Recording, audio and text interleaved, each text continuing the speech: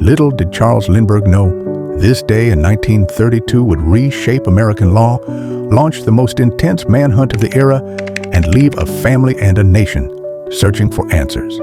It began on the night of March 1st, 1932, at the aptly named Highfields Estate in Hopewell, New Jersey.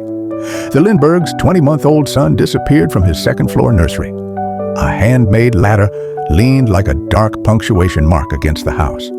A ransom note demanding $50,000 arrived, typed, precise, and terrifyingly calm.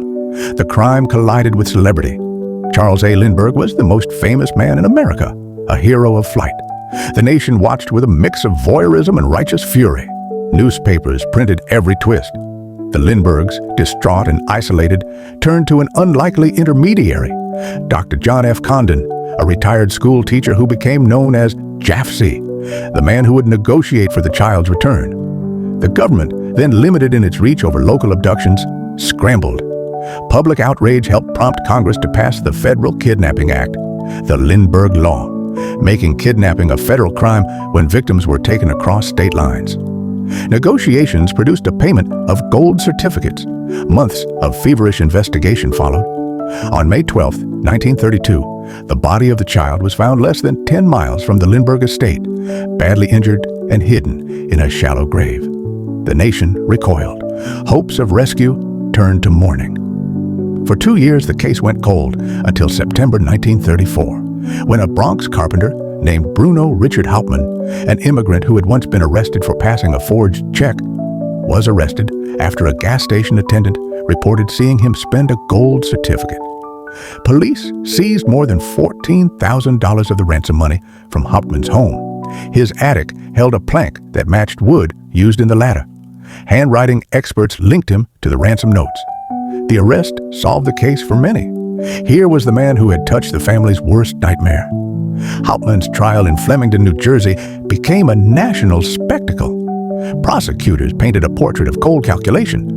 The defense insisted on innocence, accusing police of sloppy evidence handling and the media of manufacturing guilt. The courtroom swelled with spectators and headlines. Clarence Darrow, the great defense attorney, was not present. Darrow had retired, but the defense mounted impassioned appeals over language barriers and immigrant vulnerability. In February 1935, a jury convicted Hauptmann.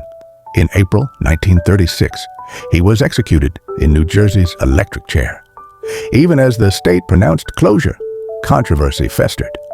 Critics have highlighted shaky chains of custody, the heavy reliance on handwriting experts whose methods were then unstandardized, and the social currents of nativism and sensationalism that shaped public perception.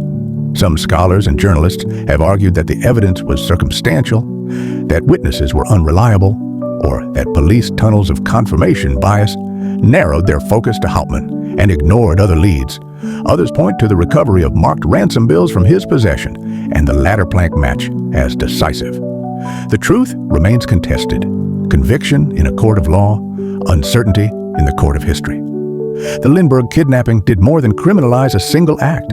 It transformed policing, federal jurisdiction, and American media.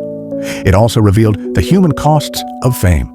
A family stalked by grief and photographers, a child's death amplified into a national trauma, and a man executed amid doubts that would persist for generations. This is a story of facts and fissures, a ladder and a ransom, a body in the woods, a man arrested and executed, and a nation that demanded both justice and certainty. The conspiracy, as investigators argued, was simple: the calculated abduction and ransom plot that preyed on celebrity and trust. The conspiracy suspected by others, that an innocent man stood in the shadow of a sensational trial, is a quieter, darker doubt.